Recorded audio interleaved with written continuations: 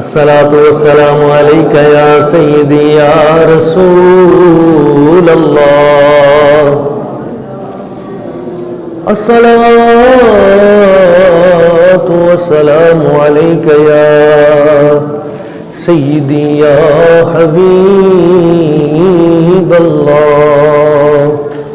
الصلاة والسلام عليك يا خاتم النبيين وعلى آلك وأصحابك يا محبوب رب العالمين.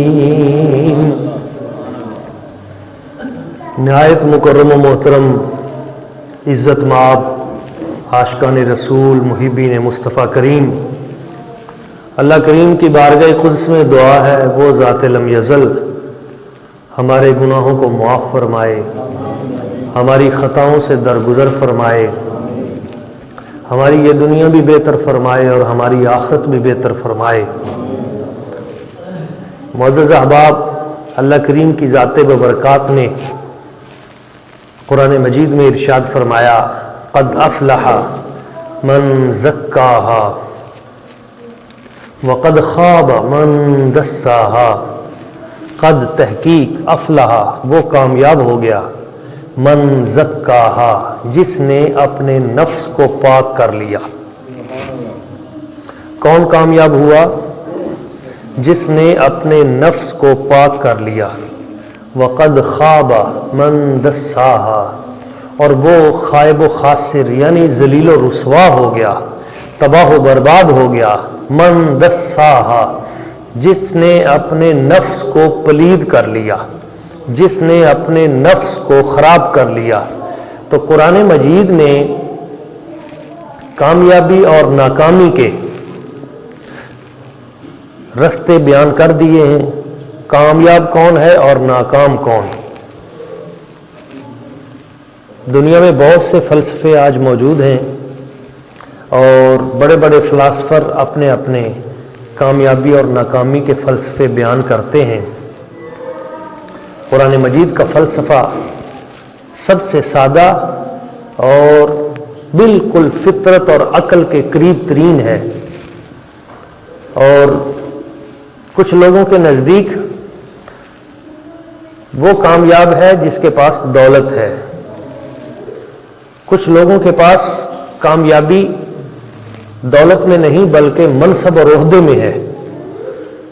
کچھ لوگ یہ سمجھتے ہیں کہ کامیابی علم میں ہے. کچھ لوگ یہ سمجھتے ہیں کہ کامیابی حسب و نسب میں ہے.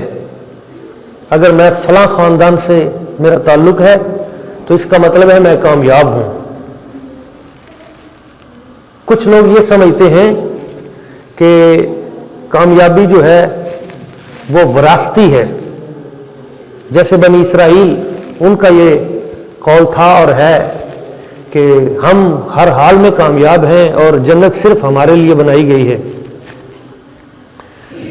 قرآن مجید ان تمام تصورات کو باطل کرتے ہوئے بالکل سیدھی سیدھی بات کہتا ہے کہ نہ تو کامیابی کی بنیاد حسب نسب ہے، نہ کامیابی کی بنیاد پیسہ دولت ہے، نہ کامیابی کی بنیاد زمینیں جائیداد اور عہدے ہیں، نہ کامیابی کی بنیاد رشتہ دار اور بڑے بڑے عہدوں پہ فائز وہ ان لوگوں کے ساتھ تعلقات ہیں، بلکہ کامیابی کی بنیاد اس بات میں ہے کہ تم نے اپنے آپ کو پاک کتنا کیا. جس نے اپنے نفس کو پاک کر لیا وہ کامیاب، جس نے نفس کو پاکیزہ نہیں کیا وہ ناکام. یہ سادہ سا فلسفہ ہے، کوئی مشکل بات نہیں ہے اس میں. تو اپنے وجود کو پاک رکھنے کے لیے اللہ کریم کی ذات ببرکات نے سب سے پہلے جن ہستیوں کو بھیجا وہ انبیاء کرام ہیں. انبیاء کرام کی دنیا میں آمد کا مقصد کیا تھا؟ بندے کے نفس کو پاک کرنا، ہر طرح کی غلاظت سے پاک کرنا. خود نبی کریم صلی اللہ علیہ وسلم حضور کی بعثت کا مقصد کیا ہے؟ تو جہاں اور بہت سارے مقاصد ہیں ان میں ایک مقصد آپ کی آمد کا یہ بھی ہے جو قرآن مجید نے بیان کیا. ربنا وابعث فیہم رسولا منہم یتلو علیہم آیاتک ویعلمہم الکتاب والحکمت ویزکیہم. حضرت ابراہیم علیہ السلام نے دعا کی، یا اللہ وہ رسول مبعوث فرما، وابعث فیہم ان میں وہ رسول بھیج، یتلو علیہم آیاتک جو انہیں تیری آیتیں پڑھ کے سنائے.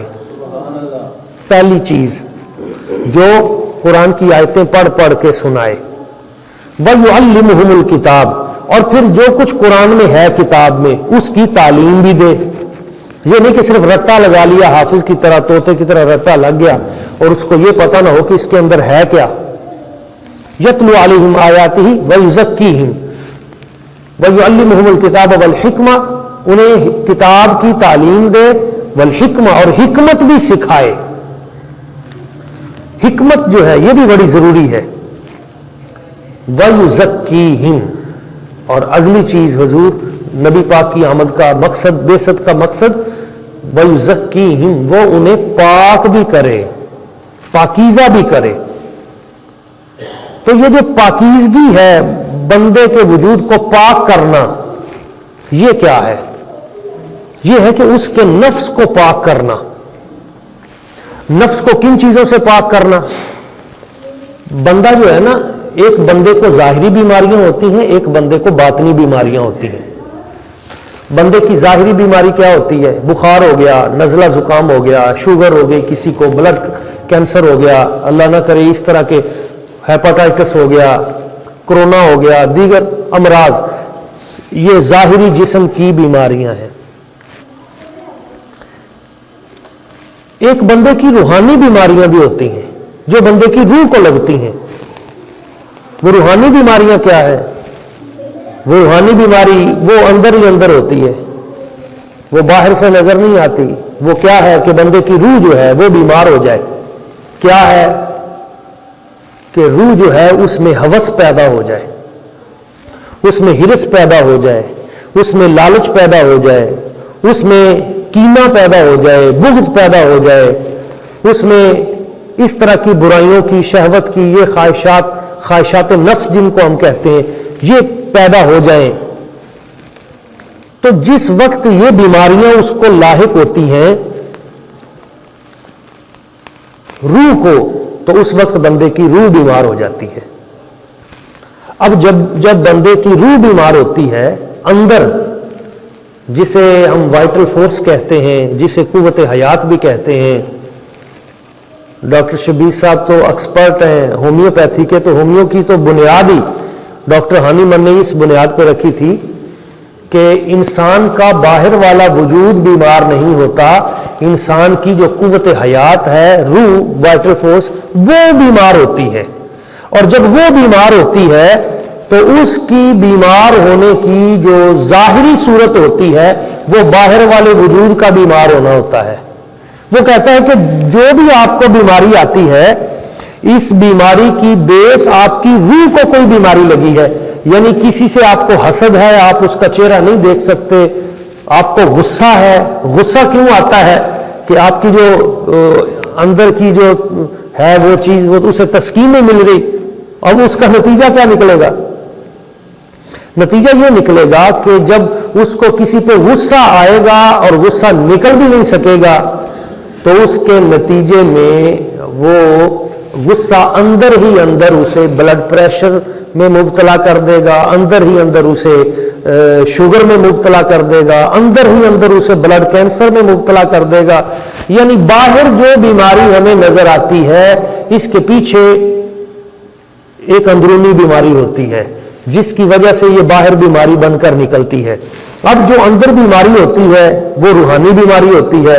وہ ہے حسد، وہ ہے غصہ، وہ ہے بغض، وہ ہے کینہ، وہ ہے نفرت، وہ ہے ایک دوسرے کے ساتھ جو ہے. تو اب جو ڈاکٹر ہے، ڈاکٹر بلڈ پریشر کی آپ کو دوائی تو دے دے گا، شوگر کی جو ہے وہ سٹک چیک کر کے شوگر کے لیے بھی آپ کو وہ انسولین لگا دے گا. مگر اس بیماری کی وجہ جو تھی، جس وجہ سے وہ بیماری پیدا ہوئی تھی، وہ تو ختم نہیں ہوئی، وہ تو اسی طرح موجود ہے. وہ آپ کے اندر جو کرب ہے، جو درد ہے، جو غصہ ہے، جو حسد ہے، وہ تو موجود ہے، تو وہ علاج تو نہ ہوا۔ اب صوفیاء کیا کرتے ہیں؟ صوفیاء یہ کرتے ہیں کہ اس بندے کے اندر جو اصل اس کی روح کو بیماری ہوتی ہے، وہ اس روحانی بیماری کے طبیب ہوتے ہیں، اس کا علاج کرتے ہیں۔ تو جب آپ کے جسم کو بیماری لگے تو ظاہر ہے آپ ڈاکٹر سے رجوع کریں۔ جب آپ کی روح کو بیماری لگ جائے اس قسم کی کہ آپ کو ہر وقت وسوسے آئیں، برائی کا خیال آئے، اور نماز کے اندر بھی آپ کا دماغ کہیں اور لگا ہو برائی کے رستے پہ، تو اس کے لیے کسی صوفی کی مجلس اختیار کریں، اس کے لیے کسی اللہ والے کی بارگاہ میں بیٹھیں۔ روح جب ٹھیک ہو جائے گی تو آپ کا جسم خود بخود ٹھیک ہو جائے گا۔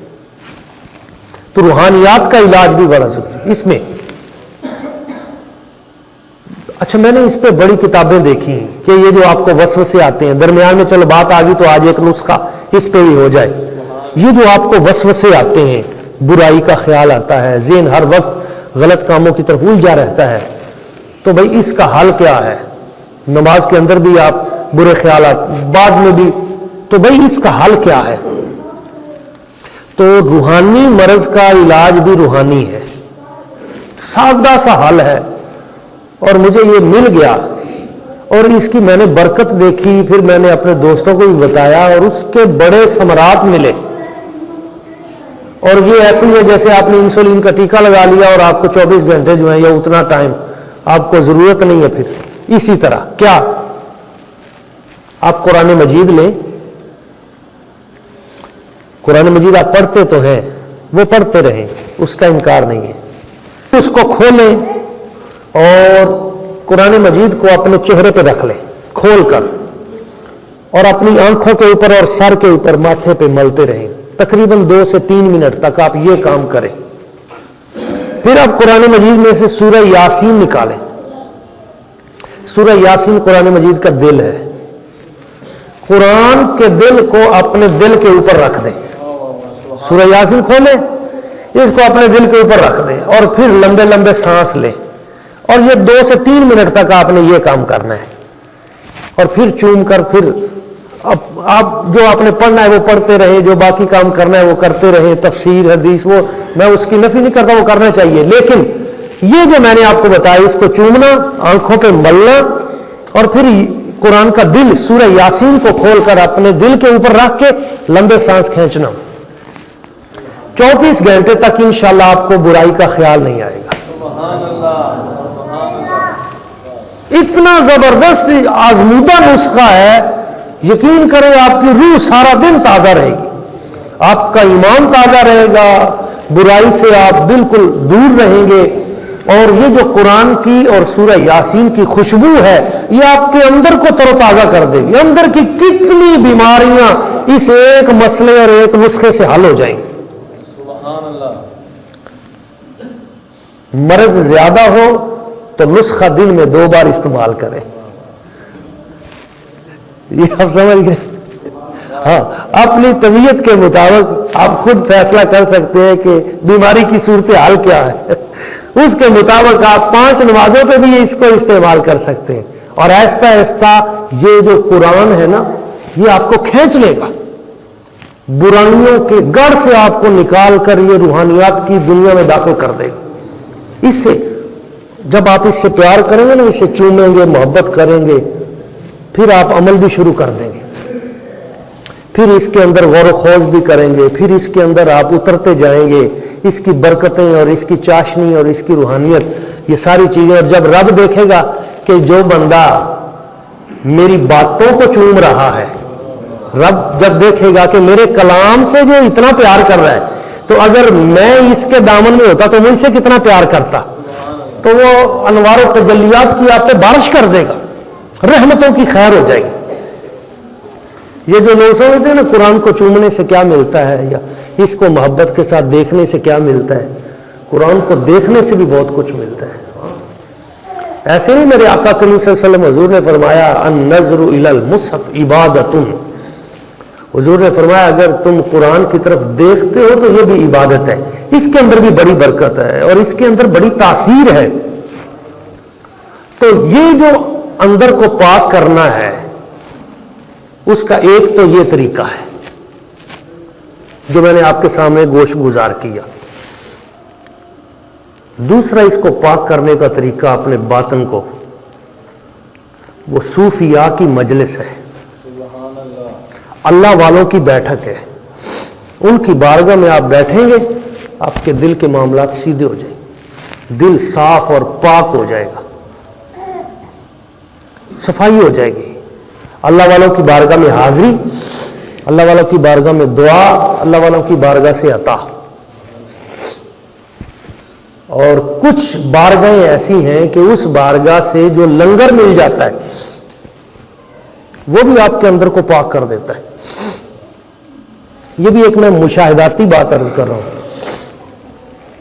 ہمارے بابا جی سرکار فرمایا کرتے تھے کہ ہمارا جو لنگر کھائے نا، حضرت میاں شیر ربانی میاں شیر موصف شرک پوری رحمۃ اللہ تعالی علیہ آپ سے درخواست کی تھی کہ حضور آپ نے مجھے اگر خلافت دینی ہے تو ساتھ ایک اور برکت بھی دیں. کیا؟ حضور یہ بھی عطا کریں کہ جو ہمارے وہاں کرما والا شریف آ کے لنگر کھائے، اگر اس کو جسمانی بیماری ہے تو اس کی جسمانی بیماری دور ہو، اگر روحانی بیماری ہے تو اس کی روحانی بیماری دور ہو. تو دونوں بیماریوں کی شفا. کبھی کبھی اللہ والوں کی بارگاہ کا لنگر بھی ہوتا ہے، ان کی باتیں بھی ہوتی ہیں، ان کی صحبت بھی ہوتی ہے. اور ایک تیسری چیز روحانی بیماری. ایک شخص نے آ کے عرض کی نبی کریم صلی اللہ علیہ وسلم حضور کی بارگاہ میں، یا رسول اللہ صلی اللہ علیہ وسلم مجھے غصہ بہت آتا ہے، حضور اس کا مجھے کوئی نسخہ عطا فرمائیں. اب سرکار دو عالم صلی اللہ علیہ وسلم نے چونکہ یہ ایک روحانی بیماری تھی تو اس کا علاج بھی روحانی دیا. اب غصہ کوئی بندہ ہائپر ہو جاتا ہے اس کو تو اب اس غصے کی وجہ سے بہت سارے معاملات خراب ہوتے ہیں. آپ نے ایک سادہ سا نسخہ دیا. آپ نے فرمایا اچھا تجھے غصہ زیادہ آتا ہے؟ جی. فرمایا جو تجھے یتیم مل جائے نا بچہ، اس یتیم کے سر پہ ہاتھ پھیرا کرو، شفقت سے محبت سے اس کے سر پہ ہاتھ پھیرا کرو، تمہارا غصہ ختم ہو جائے گا، غصے کی جگہ پہ نرمی اور حلم آ جائے گا. اس سے کیا ثابت ہوا کہ جو اللہ کی مخلوق کے ساتھ شفقت و محبت ہے نا، یہ بندے کی روحانی بیماریوں کو جڑ سے اکھاڑ دیتی ہے. اللہ کے بندوں سے محبت کریں، مخلوق خدا سے محبت کریں، مخلوق خدا سے نفرت نہ کریں، ان کے سر پہ دست شفقت رکھیں، پیار کریں. اللہ کریم کی ذات برکات آپ کی روحانی بیماریاں دور کر دے گا. ایک بڑی عظیم ہستی گزری ہے، بہت بڑی ہستی، ان کا نام ہے حضرت خواجہ باقی باللہ رحمۃ اللہ تعالی علیہ. ہمارے سلسلہ نقشبندیہ کے بہت بڑے سرتاج، یعنی اتنی بڑی عظیم ہستی ہے حضرت خواجہ باقی باللہ کہ 1000 سال بعد جو دنیا کا سب سے بڑا عالم اور مجدد تھا، حضرت مجدد الفسانی شیخ احمد سرہندی فاروقی، جن کے مزار پہ علامہ اقبال جا کے کہا کرتے تھے حاضر ہوا میں شیخ مجدد کی لحد پہ، وہ خاک کے ہے زیر فلک مطلع انوار، اس خاک کے ذروں سے ہیں شرمندہ ستارے، اس خاک میں پوشیدہ ہے وہ صاحب اسرار، گردن نہ جھکی جس کی جہانگیر کے آگے، اللہ نے بر وقت کیا جس کو خبردار، وہ ہند میں سرمایہ ملت کا نگہباں. وہ علامہ اقبال جس کے مزار پہ جایا کرتے تھے اپنے بیٹے کو لے کر، مجدد الفسانی، وہ مجدد الفسانی جس ہستی کے مرید ہیں اس پیر کا نام خواجہ باقی باللہ ہے. سبحان اللہ. حضرت خواجہ باقی باللہ رحمۃ اللہ تعالی علیہ. حضرت خواجہ باقی باللہ اتنی بڑی عظیم ہستی،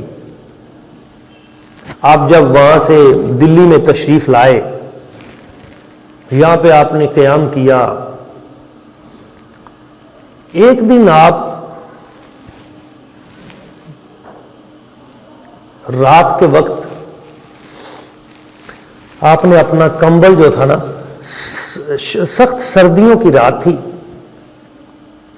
شدید سردیوں میں آپ رات کے وقت حضرت خواجہ باقی باللہ اٹھے اور عبادت کی نیت سے آپ نے وضو فرمایا اور اپنا کمبل جو آپ رکھ کے گئے تھے جب آپ واپس آئے وضو کر کے تو دیکھا ایک بیچاری ٹھٹھرتی ہوئی بلی، پریشان حال، سخت سردی کی وجہ سے وہ اس کمبل کے اندر آ کے بیٹھ گئی۔ حضرت خواجہ باقی باللہ رحمۃ اللہ تعالی علیہ آپ نے وہ کمبل اوڑھ کر عبادت کرنی تھی، آپ نے دیکھا کہ یہ بلی اور اس نے اوپر کمبل لے لیا ہے اور شدید سردی ہے، تو آپ نے وہ پیچھے ہٹ گئے اور عبادت شروع کر دی۔ عبادت کے بعد آپ نے کچھ دیر آرام کرنا تھا، رات لمبی تھی، تو اب آپ نے دیکھا کہ اگر میں اس کمبل کو ہلاتا ہوں تو یہ بلی اٹھ جائے گی اور بھاگ جائے گی اور بیچاری پتہ نہیں کہاں جائے گی۔ تو ساری رات آپ سائیڈ پہ ہو کر بیٹھے رہے، ورد وظیفہ کرتے رہے، سردی کی وجہ سے کانپتے رہے، اور اس بلی کے اوپر آپ نے وہ جو کمبل تھا اس کو نہ چھیڑا، بلی کو نیند پوری کرنی دی۔ بلی کی نیند پوری ہو گئی، صبح کو وقت وہ اٹھ کے چلی گئی، آپ نے نماز پڑھی اور پھر کمبل جو ہے وہ آپ نے اٹھا کے اپنے اوپر پہنا، اور جیسے ہی سوئے تو اللہ کریم کی ذات و برکات کی طرف سے آپ کو خواب میں دکھایا گیا کہ ایک خوبصورت موتی آپ کی ہتھیلی پہ رکھا گیا۔ اب جب بیدار ہوئے تو وہ خواب جو تھا موتی ایک خوبصورت، اس کی سمجھ نہ آئی، تو تلاش کرتے کرتے کہ وہ موتی کیا ہے، اس کی تعبیر کیا ہے۔ افغانستان کے آخر میں غزنی، اور غزنی سے بھی آگے ایک علاقہ، وہاں پہ تھے حضرت مجدد الفسانی شیخ احمد سرہندی فاروقی۔ ان کو خواب میں بتایا گیا کہ اگر تم مجدد الفسانی بننا چاہتے ہو اور ولایت اور روحانیت کے اعلیٰ مقام پہ جانا چاہتے ہو تو دلی میں حضرت خواجہ باقی باللہ کے مرید بن جاؤ۔ حضرت مجدد الفسانی شیخ احمد سرہندی فاروقی رحمۃ اللہ تعالی علیہ، فاروق اعظم کی اولاد، آپ وہاں سے چلے دلی آئے، پوچھتے پوچھتے حضرت خواجہ باقی باللہ کی بارگاہ میں جب آئے تو آتے ہی پہلی ملاقات میں ہی آپ نے انہیں ساری برکتیں اور خلافتیں اور خیر اور سب کچھ عطا کر دیا، اور سلسلہ نقشبندیہ اور وہاں اپنے پاس رکھا 2.5 مہینے، اور وہ ساری برکتیں عطا کر دی جو حضرت خواجہ مجدد۔ ایک دن حضرت خواجہ باقی باللہ رحمۃ اللہ تعالی علیہ آپ نے اپنا خواب سنایا اور کہا کہ میں نے اس طرح بلی کے ساتھ کیا تھا اور مجھے خواب آیا تھا اور خواب میں ایک موتی مجھے دیا گیا تھا۔ تو حضرت مجدد صاحب نے پوچھا حضور وہ موتی کیا ہے؟ فرمایا وہ تم ہی تو موتی ہو جو رب نے افغانستان سے اٹھا کر میری ہتھیلی پہ رکھ دیا۔ اب پورے بر صغیر میں کا فیض اور روحانیت پھیلی تو وہ حضرت مجدد پاک کی وجہ سے پھیلی اور ان کے خلفاء کی وجہ سے پھیلی، اور اس کے پیچھے جو اللہ کریم نے فیض جس برکت کی وجہ سے انہیں عطا کیا وہ اللہ کی مخلوق کی خدمت کی وجہ سے، حضرت خواجہ باقی باللہ رحمۃ اللہ تعالی۔ اللہ کریم نے انہیں وہ مقام عطا کیا تھا۔ ایک بات پہ میں اپنی گفتگو ختم کرتا ہوں۔ ایک بار رات عشاء کے بعد کافی دیر گزر گئی، پچھلی رات کو کچھ اللہ کے ولی دور سے وہ آئے اور آتے ہوئے انہیں رات ہو گئی، اور جب پچھلی رات وہ حضرت خواجہ باقی باللہ کی چوکھٹ اور خانقاہ پہ پہنچے، داخل ہوئے، آپ کو پتہ چل گیا، آپ نے فرمایا مہمانوں کو بلاؤ۔ تو اب پچھلی رات کا وقت ہے اور اس وقت ظاہر ہے کہ کھانے پینے کا یا انتظامات یا وہ نہیں تھا اس صورتحال میں، تو آپ تھوڑے سے پریشان ہوئے کہ اس وقت ان مہمانوں کی میں کیسے خدمت کروں گا۔ کو تھوڑا سا پہلے ہوتا تو ساری چیزیں خدمت کے لیے پیش کی جاتی۔ تو وہاں پہ ایک نان بائی تھا، یہ روٹیاں پکانے والا، اس نے دیکھ لیا تھا کہ حضرت خواجہ باقی باللہ کے کچھ مہمان آئے ہیں اور رات کے پچھلے پہر آئے ہیں، اور اس وقت تو کوئی دکان بھی نہیں کھلی اور کوئی انتظام نہیں، تو وہ چونکہ خود روٹیاں لگاتا تھا، اس نے جلدی جلدی اسی وقت تندور پہ روٹیاں شوٹیاں لگائیں، کھانا بنا کے تھوڑی دیر کے بعد اسے پتا تھا اتنے بندے ہیں، وہ جا کے دسترخوان پہ وہ کھانا پیش کر دیا۔ اب خلاف توقع جب اس طرح کی چیز ہو تو ظاہر ہے حضرت خواجہ باقی باللہ بڑے خوش ہوئے، بڑے خوش ہوئے۔ کھانا مہمانوں نے جی بھر کے کھایا، آپ بڑے راضی ہوئے، اسے فرمایا ہاں بھائی مانگ کیا مانگتا ہے؟ اس نے کہا نہیں جی میں نے جو مانگنا ہے وہ آپ نے دینا نہیں ہے۔ آپ نے فرمایا نہیں تو مانگا، جو مانگے گا آج تجھے ملے گا۔ تو کبھی کبھی پھر اللہ کے ولی لہر میں ہوتے ہیں، اس نے کہا نہیں آپ نے مجھے دینا نہیں، فرمایا نہیں تو مانگ لے۔ اس نے کہا پھر آپ دیں گے؟ فرمایا دیں گے۔ اس نے کہا پھر مجھے باقی بلا بنا دے، مجھے اور کچھ نہیں چاہیے، دنیا کی دولت ہے بس نہیں، جو آپ ہیں مجھے وہ بنا دیں۔ آپ نے فرمایا تجھ سے بنا نہیں جائے گا، مشکل ہو جائے گا، میں بنا دوں گا پر تجھ سے یہ بات سنبھالی نہیں جائے گی۔ اب جس کا جتنا ظرف ہوتا ہے اگر اس سے زیادہ اگر ہو تو دینے والا تو جانتا ہے کہ اس میں وہ صلاحیت نہیں ہے۔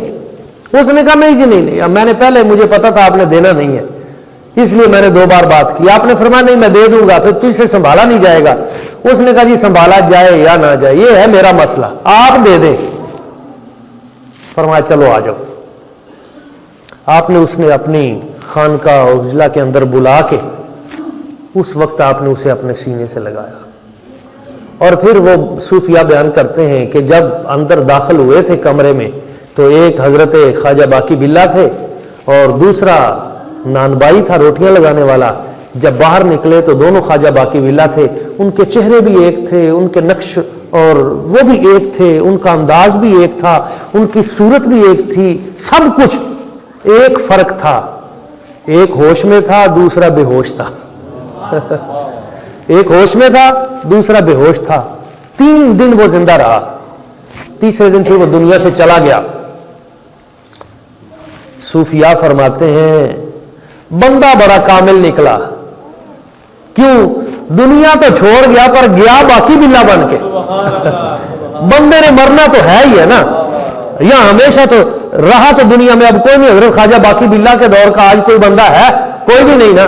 تو چلا تو گیا پر گیا کچھ لے کے، ہاں گیا لے کے، کیا باقی باللہ بن کے گیا۔ تو یہ اس کی کامیابی ہے۔ تو یہ ایسے بندوں کی صحبت میں بیٹھنا اور ان کی مجلس میں وقت گزارنا، یہ بندے کی جو باطنی بیماریاں ہوتی ہیں ان کو پاک کرنے کے لیے یہ بھی ایک ذریعہ ہے۔ اللہ کریم کی بارگاہ قدس میں دعا ہے وہ ذات لم یزل ہمیں ان باتوں پہ عمل کرنے کی اور اس پیغام کو آگے پہنچانے کی توفیق اور سعادت عطا فرمائے۔ آمین۔ وما علینا الا البلاغ۔